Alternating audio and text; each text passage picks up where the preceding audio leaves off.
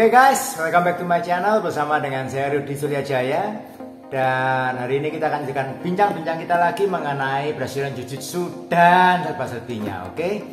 Dan hari ini saya mau akan menjawab satu pertanyaan yang disampaikan kepada saya melalui email.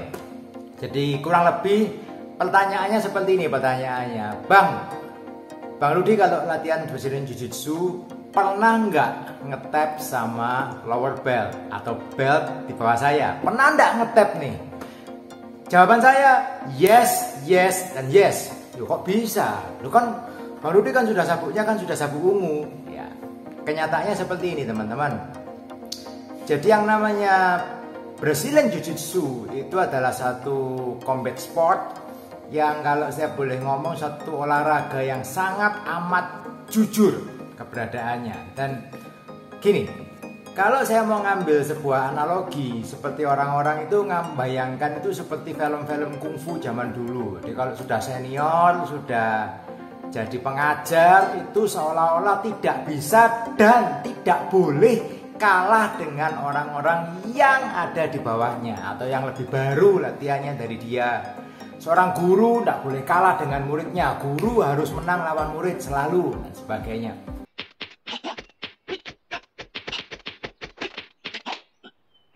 Dan itu mindset yang ada, yang terbawa di dalam benak pikiran kita sampai sekarang. Kita nonton film waktu kecil kan, kalau guru silat, guru kungfu atau film apapun, kalau guru itu udah maha guru, tidak bisa kalah. Tetapi realitanya adalah kita berlatih di Brazilian Jiu-Jitsu ini adalah suatu combat sport yang very real menurut saya. Dan apakah saya ngetap? Ya bisa ngetap. Kok bisa? Karena gini, ada banyak faktor-faktornya. Yang pertama antara lain, kalau saya bermain dengan orang yang secara technical gap-nya sangat jauh. Jadi technical gap-nya jauh banget nih. Saya purple, ini ada anak baru ikut sebulan. Technical gap kita sedemikian jauhnya, ya menurut saya hampir tidak mungkin saya kalah atau tak mungkin saya tap terhadap orang itu, kecuali saya kasih dia kesempatan untuk membuat saya tap dengan tujuan supaya dia belajar dan sebagainya. Itu yang poin pertama. Tetapi ada juga mungkin murid-murid kita yang sudah berlatih cukup lama. Ada yang sudah mungkin latihan dengan kita 4 tahun, 5 tahun, 6 tahun, dan dia juga mengembangkan skill setnya dia. Akhirnya gap antara kita tidak terlalu jauh.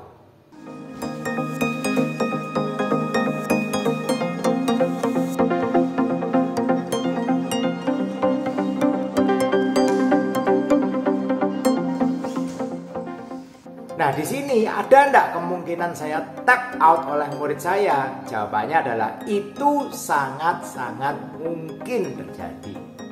Ya, tetapi tentunya bukan setiap kali saya main saya tap out terus ya, enggak juga, karena saya juga mengembangkan skill set saya yang berbeda di jalur yang berbeda dengan yang dikembangkan oleh murid saya.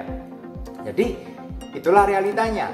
Atau kemungkinan yang kedua, kita bermain dengan orang yang mungkin skill setnya masih di bawah saya, tapi bukan seorang beginner yang baru mulai sebulan 2 bulan.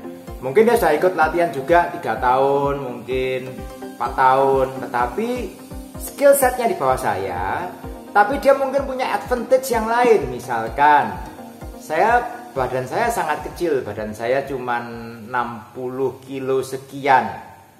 Kalau saya bermain dengan orang yang punya body weight di atas 90 kilo misalkan, bukan 90 kilo lemak ya, 90 kilo dalam bentuk otot, dan dia juga punya technical yang cukup lumayan, tentunya itu adalah suatu disadvantage bagi saya. Ada enggak kemungkinan saya tap dengan dia? Ya sangat ada. Itulah realita yang ada saat kita berlatih Brazilian Jiu-Jitsu. Kalau kita melihat seorang legend bulu tangkis misalkan, kita lihat mungkin Alan Budi Kusuma atau Susi Susanti, dia seorang juara olimpiade. Tetapi kalau kita ngomong saat dia berlatih di klubnya, saat dia latihan di pelatnas, apakah dia tidak pernah kalah dengan juniornya? Kalau menurut saya realitinya pasti kalah, bukan cuma sekali, berkali. sekali, tidak ada ceritanya seorang yang oh dia juara, terus dia waktu latihan dia tidak pernah kalah, dia menang terus saat berlatih.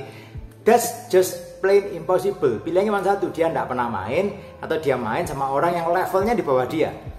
Tetapi kalau kamu bermain dengan orang yang levelnya jauh di bawah kita terus, akhirnya apa? Diri kita tidak pernah bisa improve. Akhirnya apa? Diri kita cuman kerdil, kita cuman bermain dengan orang-orang yang kita tahu pasti bahwa saya bisa menang terhadap orang itu. Akhirnya apa? Skill saya cuman gitu-gitu aja, tidak ada tantangan. Ingat teman-teman, kalau kita tidak pernah berlatih dengan level yang di atas kita atau yang setara dengan kita akan selamanya berada di level itu-itu saja. Sama kayak Anda main games, Anda main PlayStation. Wah, tamat level standar. Lawannya gampang kok. Saya main ini sudah 10 kali menang terus, tidak pernah kalah. Betul, karena Anda sudah mainnya di level yang standar. Apakah Anda jago? Ya lumayan, tetapi bukan yang jago sekali. Kalau mau lebih jago gimana? Jawabannya simple. Anda mainnya di level yang expert, level yang di atasnya standar kan.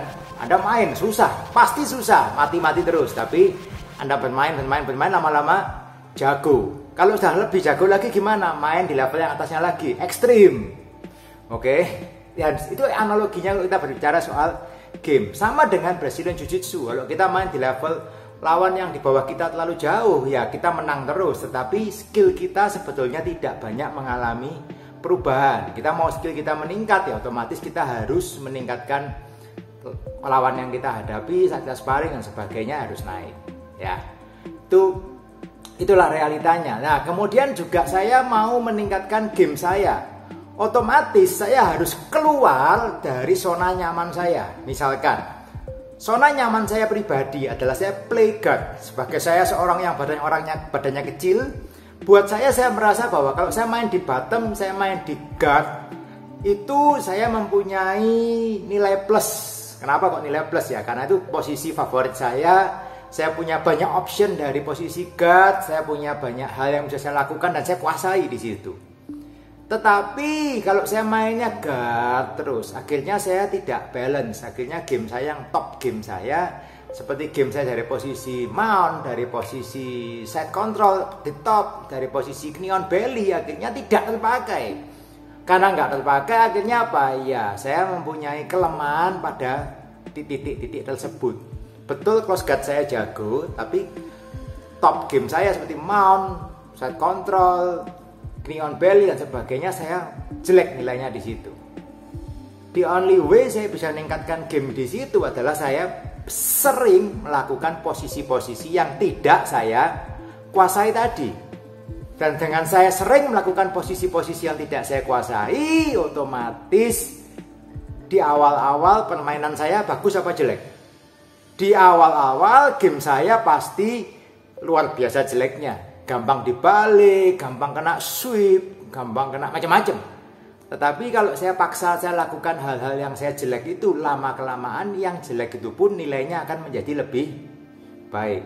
Dan akhirnya apa? Game saya dari bottom dan game saya top juga akhirnya balance.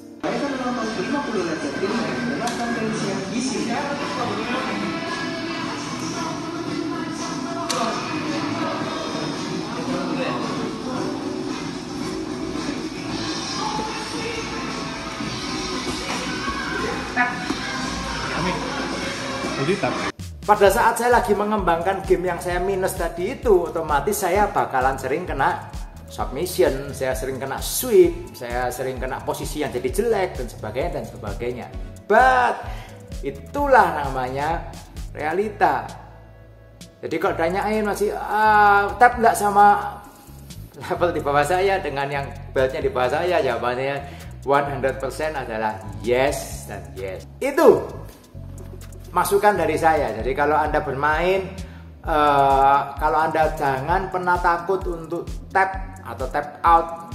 Pastikan Anda berlatih dengan benar, dengan mindset yang betul bahwa saya di sini saya belajar untuk meningkatkan skill saya. Tujuan saya di kelas bukan saya mau menang. Oh, saya kalau ikut kelas tujuannya saya mau menang terus. Tidak ada ceritanya seperti itu, teman. Jadi yang namanya Brazilian Jiu-Jitsu itu real sport, real combat sport. Pasti Anda pernah kalah, pasti Anda pernah kena submission, pasti Anda pernah kena posisi yang jelek dan sebagainya. Tapi itulah jalan untuk Anda bisa meningkatkan skill Anda lebih bagus lagi, lebih bagus lagi. Oke. Semoga itu membantu menjawab pertanyaan tadi dan tetap berlatih, punya mindset yang betul dalam berlatih, tetap sehat and see you on the mat guys. Us.